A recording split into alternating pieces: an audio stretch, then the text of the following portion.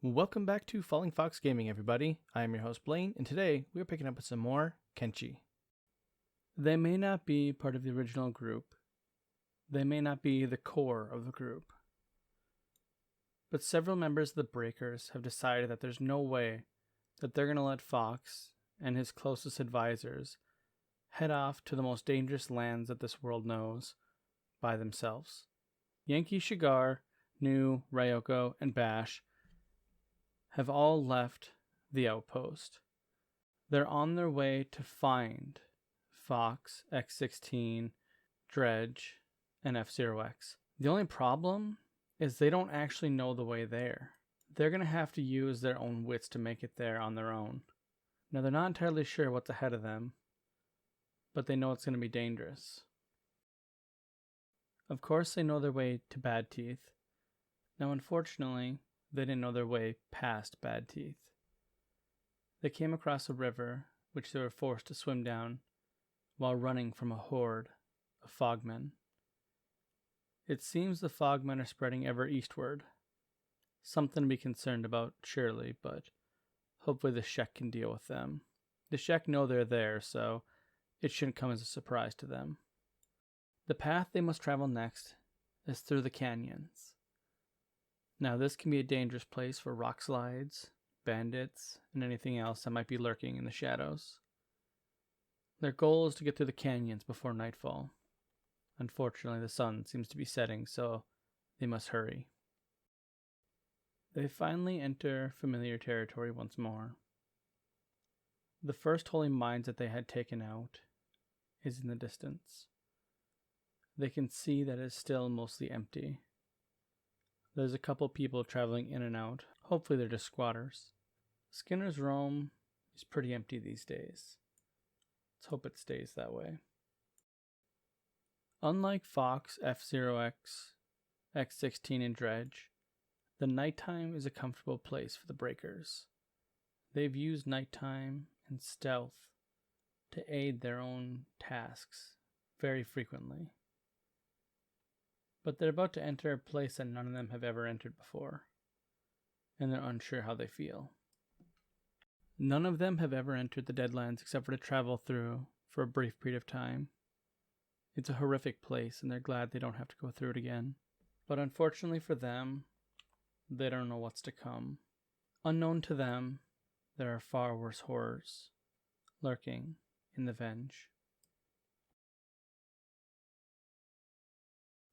Okay, so we're actually going to cut the roleplay here for a second. So we are actually sending the Breakers through the Venge on purpose. And it seems kind of dumb because the Venge is actually a pretty dangerous place, and I know this. But our characters shouldn't know this. They've only traveled through the very edge of Venge a couple times, and both times they didn't encounter anything. Now, the Breakers are our best fighting unit that we have. They are by far the best fighters. They top even the Fox crew pretty decently. Like, they have stats well above them. They just don't have as good of gear. In fact, the Fox gang is designed to have the better gear, whereas the Breakers are designed to have kind of earned their gear through combat. That's how I've always done it. And it's worked out well. It has a good flow for the actual group.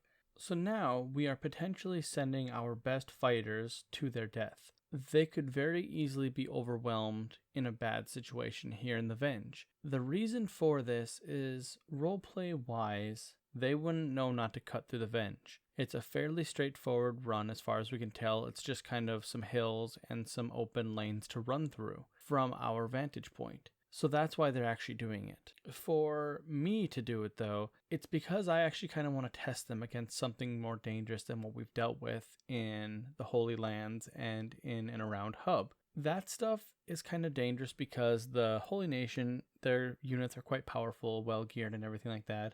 But I know something about the Venge. I know that there are these skeleton hordes, as we've actually passed one once before. So we know that they're a little bit weaker units, but there's a lot of them. And I kind of want to see if the Breakers in a smaller group can handle that. Because if they can, then we can actually explore the Venge thoroughly. There's some really cool towers that I would like to visit and see what's inside there. And if we can actually fight some of the units that are around, we can do that, and I want to do that. So what we're going to do now is we're going to head on into the Venge. I don't know how much roleplay stuff we're going to do because honestly, it's kind of a barren area. the landmarks are kind of generic, and honestly, there's not a ton of stuff to look at. So what I'm going to do is I'm going to cut away a little bit here, and we're going to come back to where we find something interesting. I don't want to bore you guys with some of the lame details of just, running around aimlessly, because honestly, it's just hills and some rocks. So I'll be back when I find something interesting. Okay, so here's our first chance to find something neat. We have some of the skeleton horde units here. They are weak thralls. It says that they're patrolling and they don't seem to have a leader. These are the weaker units I was talking about. Normally, I've seen them in larger masses, something of 20 or 30 units. So we're just going to kind of go around these ones because I know that we can take them on. It's not going to be that big of a deal. Oh, hey, are they actually going to attack us? We'll go stealth. No? Okay, so no head seems to make them unable to find us. So I guess that's useful. Okay, so we return here because I find something interesting, or I found something interesting, I should say. There seems to be a broken down tower here that I kind of want to check out and see if there's anything interesting inside. Now, I haven't seen anything really... Oh my goodness. Oh, did that hit us? No. Okay, it didn't hit us. It's a little bit further away than I thought it was. Jeez, I thought that was like right on top of us. Ignoring that, and heart rate is up a little bit now, but let's keep going in here. Yeah, I haven't seen anything. It's been almost completely empty since I've ran here. The one little group we ran into... Oh wait, there's nothing here. Hold down Alt. Yeah, nothing. There's literally not even any items here. But hey, look at that. We can see Brink from here. There seems to be another cool tower here in the distance too. Maybe we should go check that out. Yeah, that's going to be our next goal, I think. We could probably run right to the left over there. I wonder if we can run right there from here. I don't think we can make it straight across the middle here. So we're probably going to have to go around kind of like the left-hand side. Well, I haven't seen anyone, so I'm not really too worried about running into anyone. But we're going to head over to the left here. Yeah, down here. We're going to go down here first and then head on over to the tower. Okay, maybe avoid that. Oh, hey, there's some skeletons going right into the blast. Okay, how much damage do they take from that? Let's unpause. Wait, okay, so... Yeah, they got hit directly by that. So let's see how much damage they took. Wait, nothing? What? Seriously, nothing? What the hell? Okay, so is the fire blast like only for like organic creatures maybe and not like us or robotic skeletons? That's extra concerning. Now I'm really wondering how much damage it'll do to us. Still don't want to find out though, honestly. Alright, so we've made it to the next tower here. There's a bunch of these blasts over here. We're just going to kind of skirt by them while they kind of shoot the skeletons that are over here. Yeah, I'm kind of annoyed. The skeletons don't seem to take any damage from those big fire blasts, so that's kind of concerning for organic creatures like us, because I'm assuming that's maybe what it's for. Like maybe those beams like allow the skeletons to get by okay, but then kill organics. I don't know. It's kind of concerning. I don't actually know. But thankfully, we have Ryoko with us this time, so we can actually pick this lock here, so we don't have to spend 15 minutes trying to pick this stupid lock. That is one thing I'm really happy about having Ryoko back with the group for. Having some lock picking and stealth is going to be nice. So I think we're just going to go ahead and head on inside here. Don't see any bad guys. Okay, so very quick summary of what just happened here. So we came into the tower here.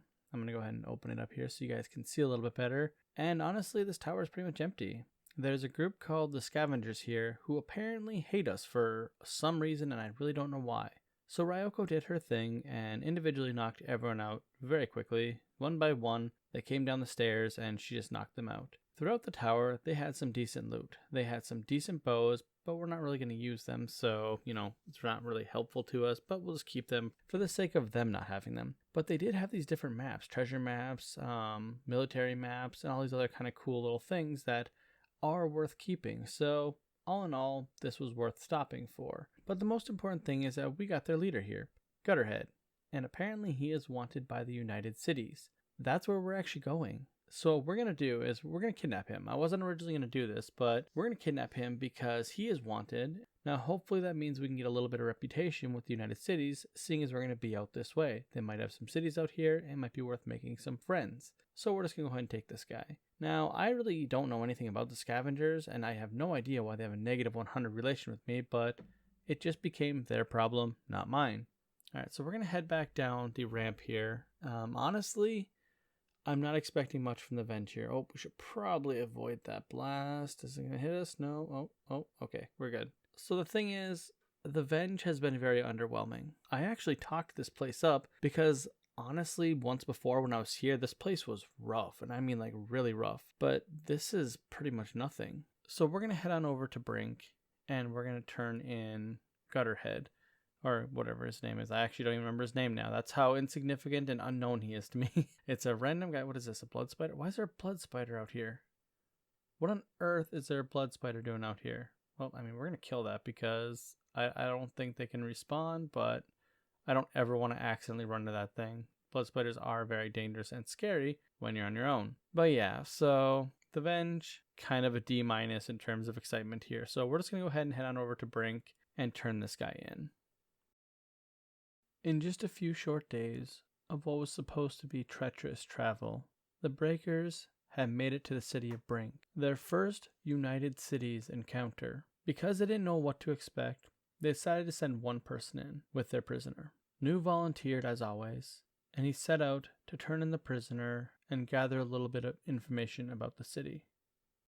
A very short time later, New exits the city. Brink is not what he was hoping for. It seems as though the people of the United Cities are very much a greedy sort. The leaders seem to be corrupt. They believe that anyone less than them is not worth anything. He heard threats yelled throughout the city. He saw peasants being treated no better than slaves. This was honestly no better than the Holy Nation. He had hoped for more, and he had been disappointed once more. It's time to go find our friends and put this behind us. This trip is not what it was supposed to be in any way, shape, or form. The Breakers are quite disappointed with everything they've seen so far. Hopefully their trip and their adventure out here will get better soon. The lands out east are dangerous. Fox and his closest friends are all aware of this. As they were just leaving the grave site of their dear friends, they were attacked by some reavers, some of the most dangerous enemies out here, slavers of sorts. After slowly and carefully dispatching them, Fox, X-16, Dredge, and F-Zero-X were honestly ready for a break. But then they heard a noise atop the cliff. Fearing another Beak Thing attack or potentially more reavers, they turned and got ready to face whatever it was. But a smile crossed Fox's face. It was friends he saw, not enemies. Something he never would have expected out here. It's good to see Yankee, Shigar, New, Ryoko, and Bash. It's time to head back to Black Scratch and take a well-deserved rest before heading into more treacherous territories. Later that evening in Black Scratch, the group spent the remainder of the night before going to bed, drinking, eating, and telling stories of adventures they've had, both recent and long forgotten. The safety of Black Scratch and the walls around it will be going away very soon. They're heading out into the wastes, into areas where they will never have walls again. They will be in danger constantly. Camping will require guards. Sleeping is dangerous. That's the future. For now, they're going to enjoy the night and set out bright and early tomorrow morning. And that's where we're going to leave it for today, everybody. I want to thank you guys for watching. If you liked this episode, please leave a like and subscribe, and I'll see you next time.